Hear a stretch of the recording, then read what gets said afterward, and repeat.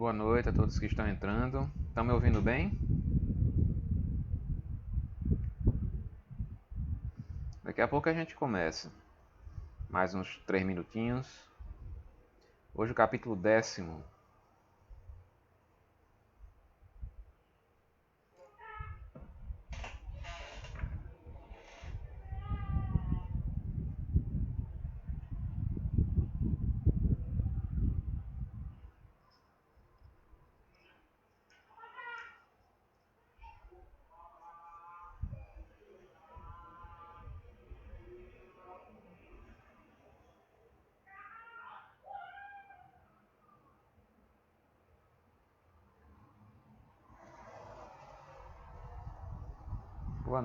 Boa noite a todos.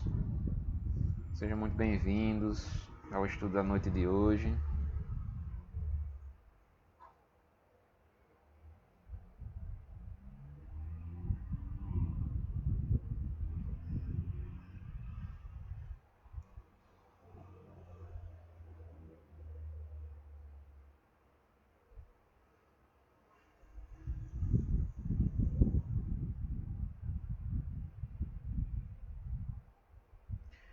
Bom, vamos, né? Hoje nós iremos continuar mais uma vez o livro Amanhecer de uma Nova Era. Né? Hoje o 10º capítulo, né? Nós estamos chegando na metade do livro. Né? Normalmente quando era nas reuniões presenciais, né? Porque era a cada 15 dias, a gente demorava cerca de um ano, né? Para terminar um livro desse, né? Inclusive o livro anterior, que foi o Transição Planetária, a gente demorou mais de um ano, porque houve algumas interrupções. Né? Esse estudo, para quem não sabe, ele começou há alguns anos com Herman, né? Que ele fez o estudo do livro Nosso Lar. Né? Aí logo em seguida nós continuamos, né, com o livro Os Mensageiros. Né? Eu tomei para mim essa incumbência e nós continuando com o livro Os Mensageiros de André Luiz. Aí posteriormente o livro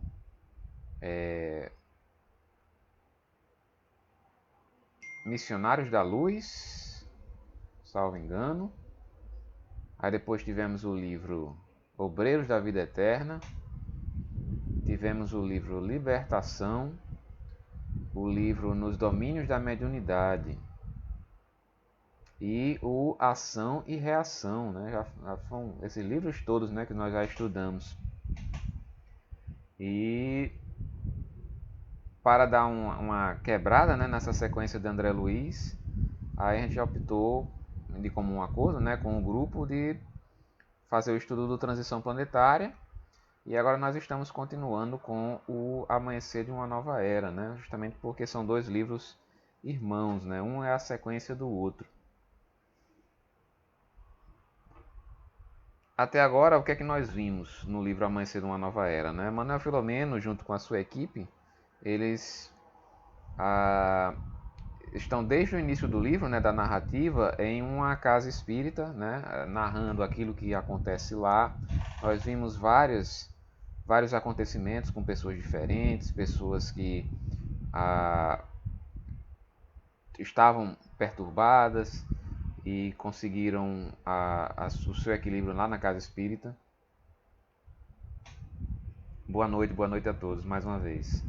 Conseguiram o seu equilíbrio na casa espírita e só que o assunto principal dele que foi dado uma pincelada lá no livro Transição Planetária, é justamente a história do Rabino Eliakim Ben Sadok, né, que é uma criatura que havia sido assassinada por ocasião da Inquisição, da Santa Inquisição, né, da Igreja Católica. E ele, após esse acontecimento com ele procurou se vingar, né, daqueles que haviam feito isso com ele. E ele transferiu todo esse ódio para os cristãos, para Jesus Cristo, né, para o Cristo. né? Então ele passou esses anos todos, no caso, da diferença entre isso que aconteceu com ele, do desencarne dele, e esse momento que a narrativa está sendo feita, foram cerca de 400 anos, né? E ele, o tempo todo, buscando formas de combater o cristianismo. E, de certa forma, ele criou um exército, né, de asseclas, né, com um aspecto como se fossem guerreiros hebreus, né, com as vestimentas da época e tudo. E tinha essa ideia de destruir o trabalho do cristianismo através das casas espíritas, né, destruindo aquilo que ocorre nas casas, os trabalhos que acontecem na casa espírita. E é justamente o que nós vamos ver. Esse livro aqui, esse capítulo 10º, ele toca bem nesse tema de Eliakim Ben Sadoc, né? Então, já são 19h34, nós vamos continuar. Estão me ouvindo bem? Estão, né? Tá tudo tranquilo, tá tudo com o áudio, tá tudo bem?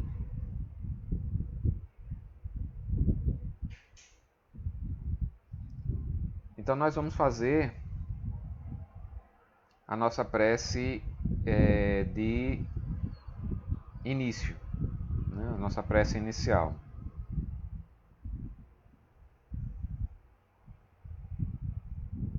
Vamos elevar o nosso pensamento a Deus, vamos fechar os nossos olhos e vamos dizer assim: obrigado, ó Pai amado, por mais esta oportunidade em que nós estamos aqui reunidos, mesmo que de forma virtual, mesmo que à distância, mas os pensamentos estão conectados entre nós, Senhor, e também nós conectados a Ti, porque é somente Ti, Senhor, que permite que tudo aconteça. Nenhuma folha cai de uma árvore que não seja pela permissão do nosso Pai maior. E te agradecemos do fundo dos nossos corações por tudo o que acontece conosco durante esses dias que estamos vivendo, momentos alegres, momentos não tão alegres, porque eles nos ensinam a ter mais paciência, a ter mais fé. Esses momentos, Senhor, de grande calamidade, é que nós percebemos o quanto a fé é importante em nossas vidas, o quanto as coisas que nós valorizamos, na maioria das vezes, coisas materiais, elas não têm essa importância toda. O que vale mesmo é aquilo que está dentro de nós, é o nosso interior, é a nossa alma, o nosso espírito, é aquilo que nós podemos levar no momento em que desencarnarmos dessa vida. Nós te agradecemos, Senhor, mais uma vez por este dia, um dia de lutas, trabalhos, vitórias, horas difíceis e angústias passageiras. E te pedimos permissão, ó Pai, para darmos por iniciado o nosso estudo da noite de hoje com muita paz e com muito amor, para que possamos absorver os ensinamentos que nos são dados por esses maravilhosos livros que nos são doados pela espiritualidade amiga. Que assim seja.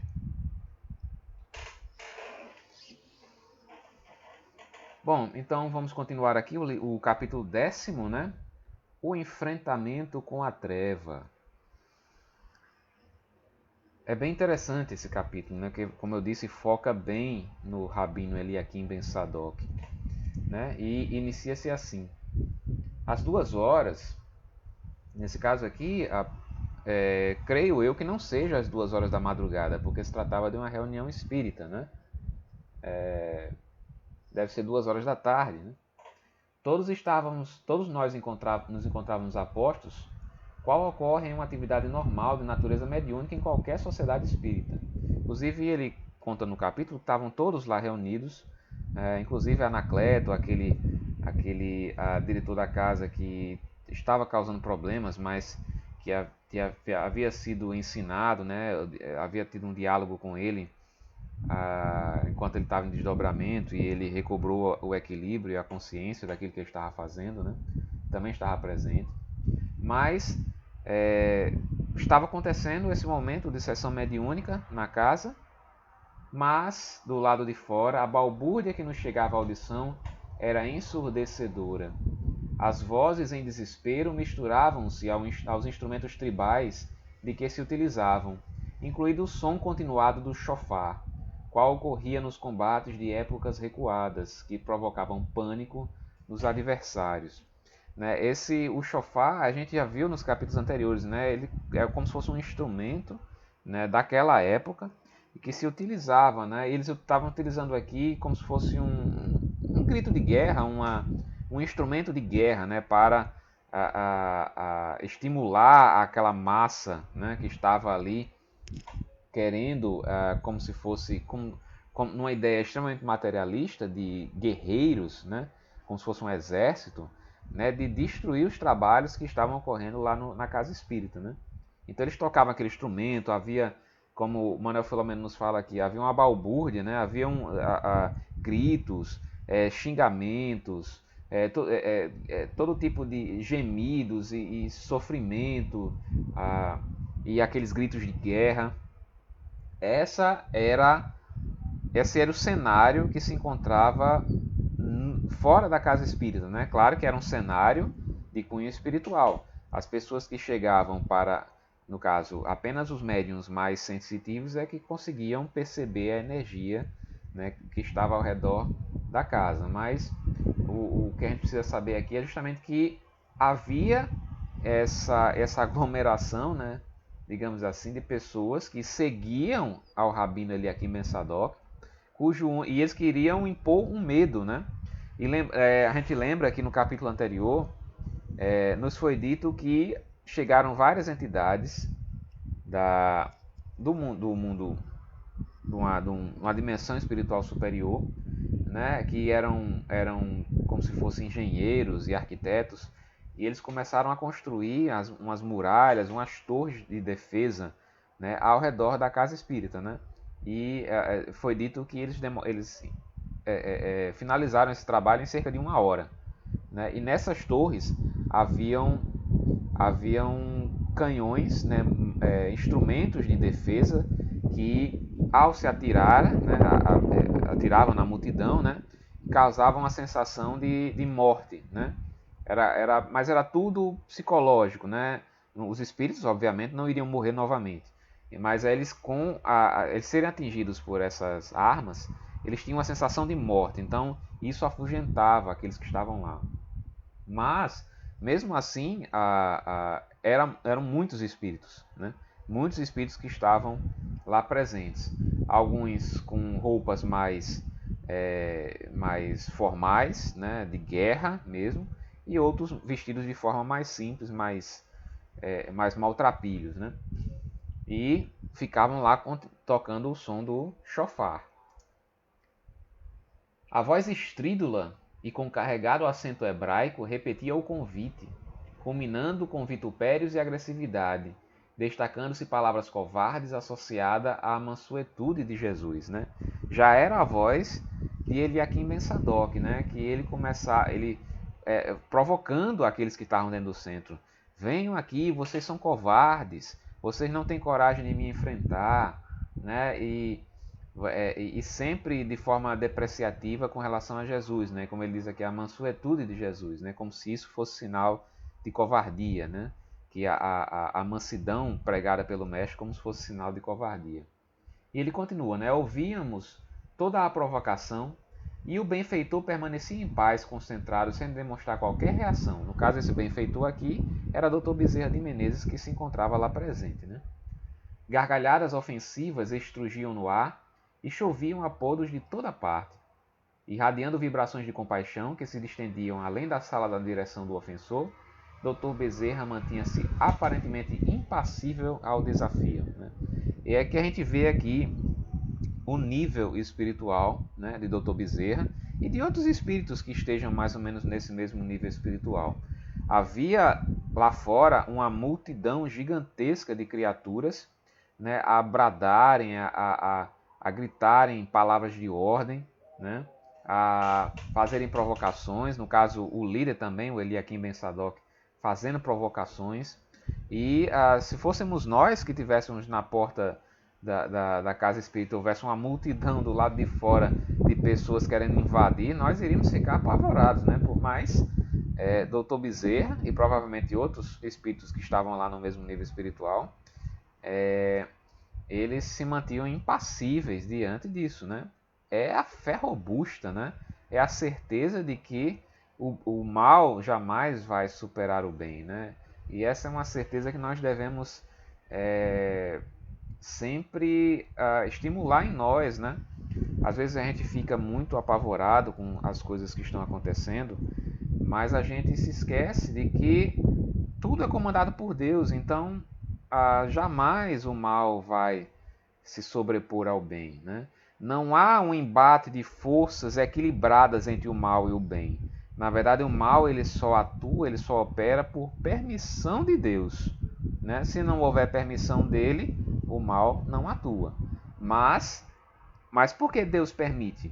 Porque a existência do mal em nosso meio é uma forma de nos educar, de nos ensinar, de nos mostrar aquilo que nós não devemos ser. Nós observamos as criaturas praticando o mal, paramos, refletimos e pensamos. Eu não quero ser igual àquelas criaturas, eu não quero repetir os mesmos atos. Né? Então é uma forma de ensino, pelo exemplo. Né? Pelo exemplo do mal, mas pelo exemplo. E Dr. Bezerra se mantinha aqui impassível.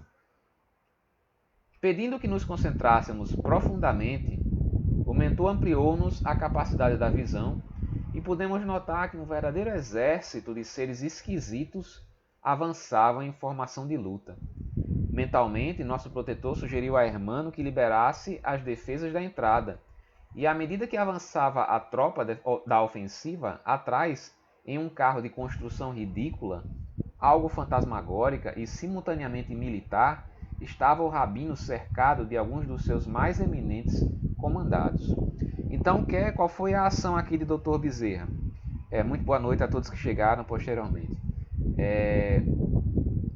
Qual foi a ação aqui do Dr. Bezerra? Deixe eles entrarem. Né? E à frente, né, como eu disse, foi feita uma construção, como se fosse um castelo, né, ao redor da casa espírita. E o Dr. Bezerra disse, não, deixe eles entrar, abra as portas. Né? E à frente ia o Eliakim Ben Sadok, como ele diz aqui, num carro de construção ridícula. Eu só me lembrei de certos filmes em que aparecem uns chefes de gangue, né, e com uns veículos de construção meio de gosto duvidoso, né? Eu só me lembrei algo nesse nível, né? E ele estava na frente, né, comandando aquela turba, né? Para entrar, para fazer uma entrada triunfante, né? No sentido de fazer com que todos ali tivessem realmente medo. O objetivo era assustar. Vimos que o primeiro grupo adentrou-se pela sala de conferências, seguido logo do cotejo que conduzia o chefe. Nesse momento, Dr. Bezerra transmitiu ao diretor da instituição a ordem para que fosse fechado o acesso e reforçadas novamente as defesas, enquanto os canhões da torre de vigia disparavam dardos em quantidade, impondo recuo ao restante dos invasores. O importante era que o rabino desta vez estava dentro das defesas da instituição com seus melhores combatentes. Então a estratégia do Dr. Bezerra foi perfeita. Ele viu que Eliakim Ben Sadok estava à frente, né, do exército, né, do grupo. Né? Ele, não, abra os portões. Uma parte entrou e o rabino entrou também. A partir do momento em que o rabino entrou nas dependências da casa espírita, né, da fortificação, ele determinou que fossem fechados os portões novamente e as defesas fossem novamente ativadas. Porque o interesse dele era manter dentro do grupo, dentro da casa espírita, tão somente o Eliakim Ben Sadok, né, e outros poucos que estivessem ali ao redor dele. Né? Então, a maior parte da turba ficou do lado de fora. Né? Logo depois do que poderíamos chamar como o batalhão suicida, né, que seria aqueles que vêm à frente, né, por vir à frente, encontrava-se o rabino e seus chefes, igualmente desequilibrados e paramentados como se estivessem num combate ancestral do seu povo, misturando os hábitos religiosos com os guerreiros. Né? Havia uma certa mistura de coisas ali, né? eram criaturas com aspecto, muitas vezes, aspecto de deformidades do perispírito, com um aspecto meio monstruoso mesmo, algumas paramentadas com roupas da época dos hebreus e outros com outros tipos de roupas e algumas armaduras e tal. Era como se fosse um exército multifacetado, né, de vários tipos de criaturas diferentes, né? E mais uma parte adentrou ali com o rabino, e eles estavam teoricamente presos ali, né? Porque no caso o espírito ele não fica preso, né? Mas como a mente dessas criaturas é extremamente materializada, a partir do momento em que os portões foram fechados, né? Eles achavam que estavam presos ali dentro, né? Não podiam sair porque eles só podiam entrar e sair pelos portões. Isso é um pensamento materializado, porque nós somente quando encarnados pensamos assim, né? Os espíritos não, dependendo da condição deles, eles podem sim atravessar as paredes, né? A nuvem escura que os cobria, defluente das emanações psíquicas dos três variados, era espessa, ameaçadora, que se fazia reabsorvida pelos mesmos, mas os intoxicando. Então, havia uma nuvem escura, de energias deletérias ao redor daquelas criaturas. Mas ao mesmo tempo que eles emitiam essas energias deletérias, elas eram reabsorvidas por eles mesmos e eles ficavam intoxicados.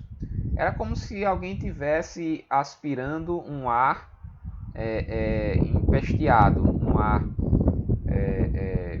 que fosse absorvesse e fosse intoxicado com aquilo ali, mas ao mesmo tempo você estava emitindo aquilo ali. Eu só me lembrei da questão do cigarro, né? Em que você aspira aquela fumaça, né? Você expira aquela fumaça e estivesse fumando num local fechado, né? E você aspira aquela fumaça novamente e fica se intoxicando, emitindo e intoxicando, se intoxicando, né? E era isso que estava acontecendo com eles, né?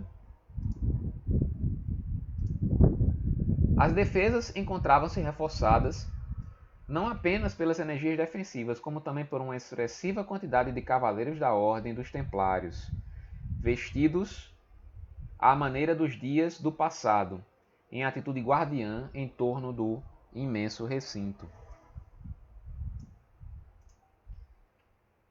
Emitindo vibrações de amor, ergueram as mãos e, num hino de louvor a Jesus Cristo, começaram a cantar uma exoração feita de compaixão e de misericórdia.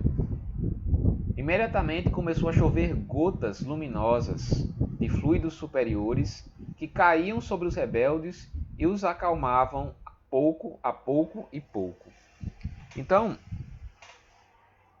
vários das entidades que estavam ali dentro da casa espírita, né, para fazer a defesa, né? Inclusive a gente viu no capítulo anterior que muitos estavam vestidos como se fossem criaturas com roupas da idade medieval, né? Inclusive alguns com aspecto de cavaleiros templários, né?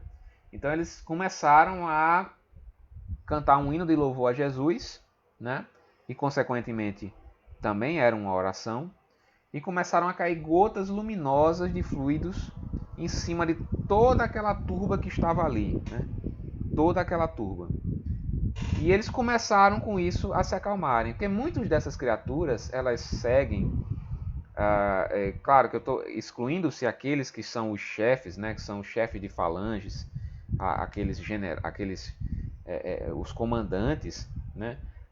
As outras criaturas são tão somente criaturas que foram hipnotizadas, que foram levadas àquilo ali por questões outras que não fossem realmente a maldade, né? Claro que existe um certo mal, né, dentro delas, porque se não fosse assim, elas não estariam ali.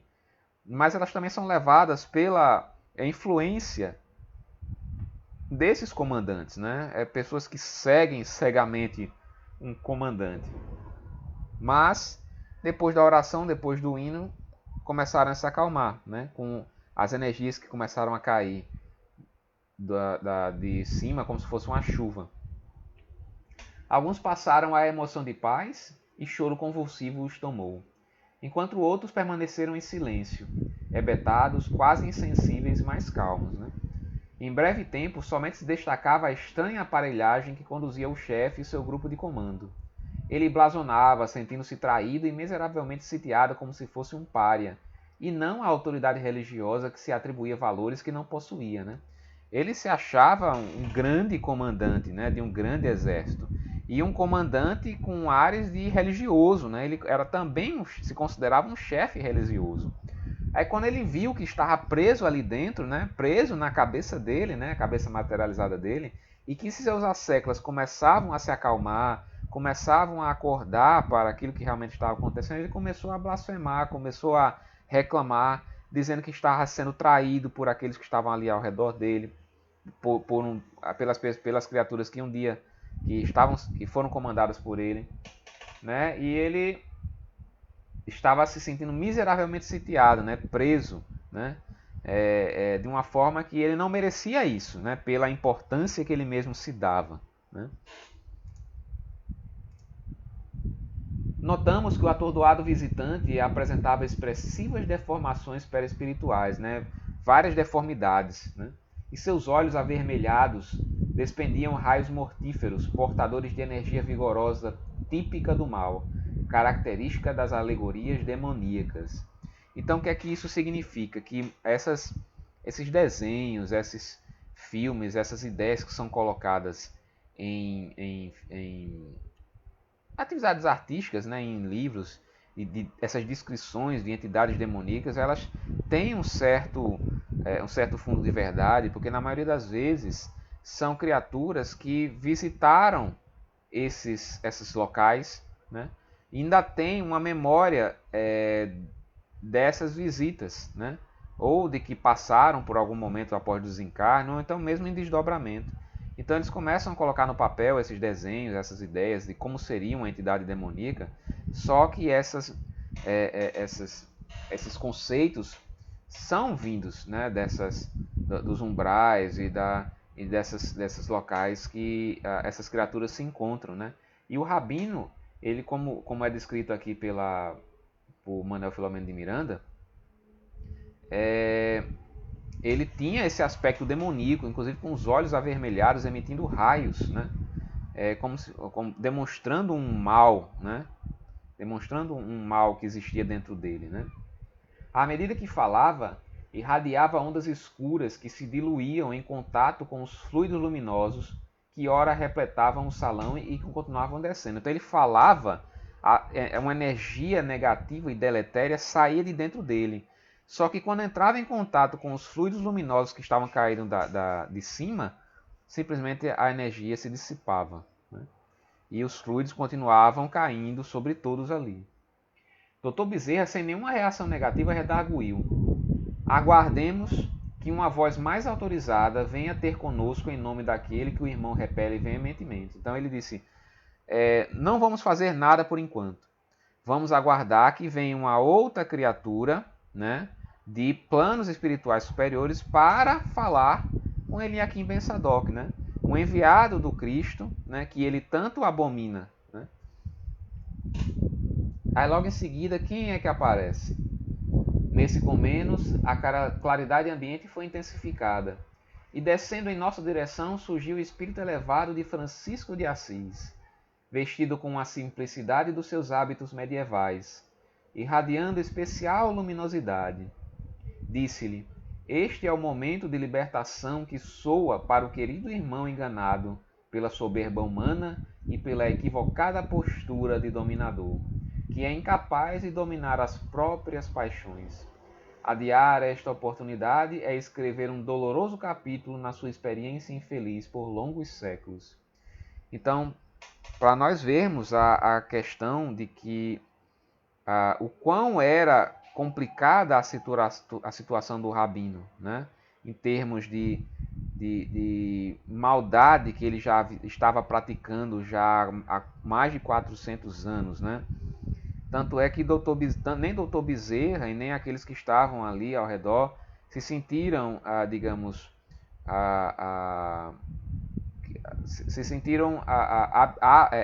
aptos o suficiente para conversar com ele aqui em Sadoc. Aí nesse momento, né, vem em socorro de todos Francisco de Assis, né, a conversar. E ele, no capítulo, que eu não coloquei aqui porque o capítulo ele é longo, né, inclusive esse discurso, né, essa conversa de Francisco de Assis com Eliakim Ben Sadoc, ela é bem longa, né, mas ele começa a conversar com Eliakim Ben Sadoc. Ele começa a falar de todas as coisas de Deus, do Cristo, né, em que do porquê dele estar cometendo aquelas insanidades, que aquilo ali é mais um potencializador do sofrimento dele do que provavelmente um alívio que ele espera ter ao se vingar, né, daqueles que fizeram aquilo com ele na época da Santa Inquisição. Então a conversa é bastante longa, E de repente o rabino começa. Ele explodiu num urro de desespero e de ódio, retorcendo-se, vitimado pelas dores morais e evocativas da fogueira que lhe consumira o corpo no já distante século XV. Então, naquele momento ele começou a gritar, começou a demonstrar uma dor, um sofrimento, começou a se retorcer, né, por conta daquilo que ele viveu na época da Santa Inquisição, né? E nós podemos imaginar quantas criaturas, né, foram o que aconteceu com essas criaturas naquela época, né? Torturadas, assassinadas em fogueiras, em instrumentos de crueldade. Se nós formos olhar os instrumentos de tortura que eram usados na época da Santa Inquisição, eram coisas assim que nós não podemos imaginar como é que aquilo ali era utilizado em nome do Cristo, né? Em nome de Deus, né? São coisas que nos chocam, né? Até hoje nos chocam. E ele continua aqui: nunca me esquecerei. Trovejou espumando de ira, jamais perdoarei, mesmo que me venha a consumir nas chamas eternas do inferno. Né? Então o ódio dele, olha, o tamanho desse ódio era algo gigantesco, né? Porque 400 anos alimentando esse ódio, 400 anos criando uma legião de asséculas tão somente para combater aqueles que fizeram isso com ele.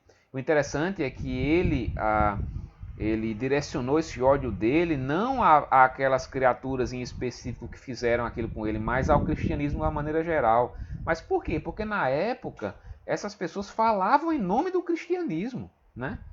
Em nome de Deus, em nome do Cristo. Né? Elas se diziam representantes do Cristo. Né? Então ele transmite. Ora, que Deus é esse, que Cristo é esse que permite que isso aconteça comigo, né? Então ele, durante esses 400 anos, ele alimentou esse ódio, alimentou. E o único propósito da vida dele era destruir o cristianismo. Então, mesmo depois de toda a conversa, né, mesmo depois de estar frente a frente com Francisco de Assis, ele não se convenceu e começou a dizer que nunca iria perdoar, nunca iria esquecer, que nunca iria modificar o seu pensamento. Aí eis que de repente surge uma outra criatura no recinto. Um cone de mirífica luz que descia do infinito envolveu o infeliz que se sentiu estremecer, enquanto uma voz de incomparável beleza interrogou-o: para onde segues, meu filho? Que te fizeste a ti mesmo? Só há um caminho a seguir, que é o do amor. Eliakim, meu filho, há quanto tempo nos separamos um do outro? Venho buscar-te, porque não há céu para mãe alguma cujo filho padeça nas lavaredas da infelicidade. Não compliques mais o teu destino. Sou eu, tua mãe Sara, que também foi martirizada contigo, mas perdoou aqueles que nos tentaram aniquilar, sem o conseguir. Então ela conta aqui que era a mãe dele, é a mãe dele, né? E também era a mãe dele no momento em que ambos foram queimados na época da Inquisição. E ela conseguiu perdoar, e ela conseguiu ascender e evoluir como espírito, ao contrário dele que enveredou pelo caminho do ódio. Então a gente vê aqui o quão importantes são as nossas escolhas, né? De alimentarmos aquilo que está o bem dentro de nós ou alimentarmos o mal. As escolhas são nossas, nós somos os responsáveis pelas consequências. E os caminhos estão bem delineados, né? E as consequências para uma escolha são desastrosas, enquanto para outra, não. Para outra é tão somente crescimento, paz, evolução moral e espiritual. Então a mãe dele veio dos planos espirituais superiores, né, para poder conversar com o filho. Sem forças para resistir à energia que se desprendia da entidade maternal, caiu de joelhos, urrando de dor selvagem que o destroçava interiormente. Senhora, eu sou um desgraçado que Elohim esqueceu. Elohim é Deus, né, na linguagem dos hebreus. Conseguiu informar em angústia inenarrável. Ninguém me ama, e eu, senhora, fiz do ódio o meu licor de preferência, embriagando-me cada vez mais e esperando a consumpção. E ela diz, meu filho querido. E nesse momento eles se abraçam. Para a gente ver o poder do amor maternal. Estava frente a ele simplesmente Francisco de Assis. E mesmo assim ele não se comoveu. Veio a mãe dele, dos planos espirituais superiores, e ele caiu de joelhos e começou a despertar naquele momento. Começou a ver o quão errado ele estava conduzindo a vida dele. Né? É um poder, o poder do amor é uma coisa muito grandiosa, muito bela. Né? Nada supera o poder do amor. Nada supera. O ódio pode ser o maior do mundo, como no caso de Eliakim Ben Sadoc aqui. Mas nada pode resistir à força do amor, um amor grandioso, um amor incondicional. Né? Era visível a sua emoção. De imediato, entrou no tubo de luz e diluiu-se ante os nossos olhos orvalhados de pranto. Igualmente, o santo de Assis, depois de breves palavras de afeto e gratidão a Hermano e ao Dr. Bezerra, acompanhado pelos seus irmãos devotados, retornou à esfera feliz de onde procedeu, deixando-nos dominados por inexcedível felicidade. O diretor Hermano, com voz embargada, acercou-se-nos e apenas moveu a cabeça em sinal de gratidão e de paz, enunciando uma oração de recolhimento e de alegria sem palavras. Então, gente, é aquela coisa, não há casos perdidos entre os filhos de Deus. Mesmo a pior das criaturas, mesmo aquele que comete as maiores das atrocidades, ele um dia vai despertar e vai caminhar para a luz. Né? Existe a história muito bela de Tiradentes, né? Que em uma de suas vidas ele foi o Papa Gregório IX. E foi através desse Papa Gregório IX que ele justamente instituiu os tribunais da Santa Inquisição. Mas ele depois reencarnou como Tiradentes, e conseguiu ascender para outras esferas espirituais, mesmo sendo responsável pela tamanha atrocidade que foi a Santa Inquisição. Então, depende, e no caso do Tiradentes, ele escolheu esse caminho. Ele escolheu se reformar. Né? Assim como Eliakim Ben Sadoc também foi libertado e despertado pelo amor. Né?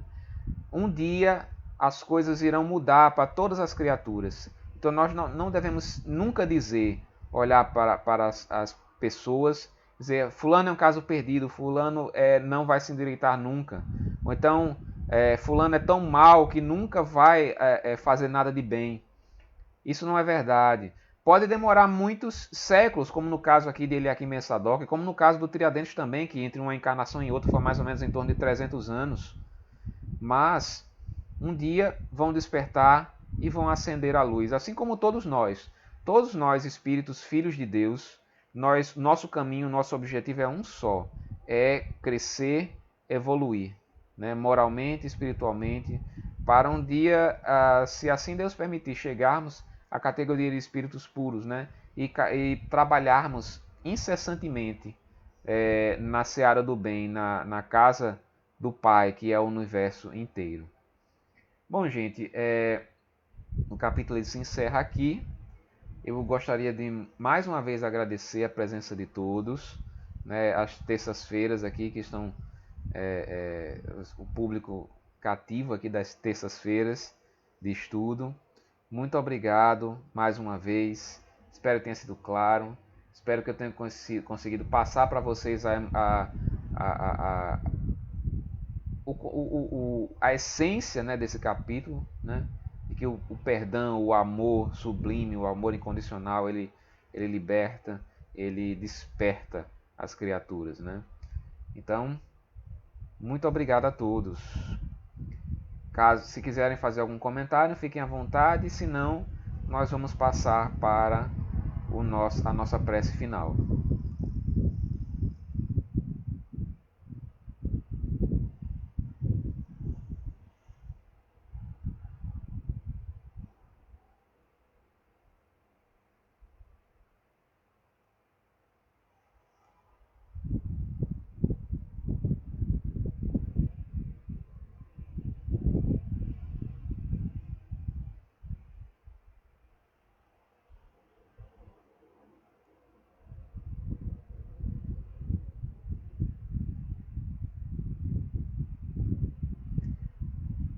Bom, então vamos passar a nossa prece. Mais uma vez, eu gostaria que todos mentalmente, né, onde quer que estejam, nas suas residências, eu agradeço os elogios aqui. Obrigado pela presença, né? Porque sem vocês não haveria estudo, né? Então, vamos elevar o nosso pensamento a Deus, né? A nosso Pai Maior, a nosso Mestre Jesus, e vamos fazer o Pai Nosso, né? Como a gente normalmente tem feito aqui nos finais dos estudos. Pai nosso que estais nos céus, santificado seja o vosso nome. Venha a nós o vosso reino. Seja feita a vossa vontade, assim na terra como também nos céus. O pão nosso de cada dia nos dai hoje. Perdoai as nossas ofensas e dívidas, assim como nós perdoamos aqueles que tanto nos têm ofendido. E não nos deixeis cair em tentação, mas livrai-nos de todo o mal, Senhor. Que assim seja.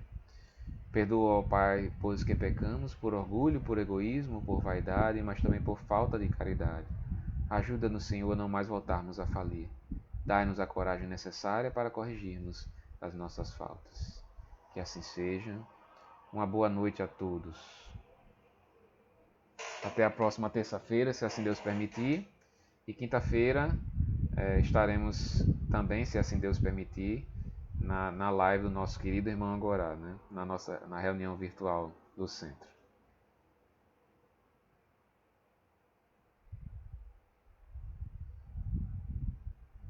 Estarei como ouvinte, né, na verdade.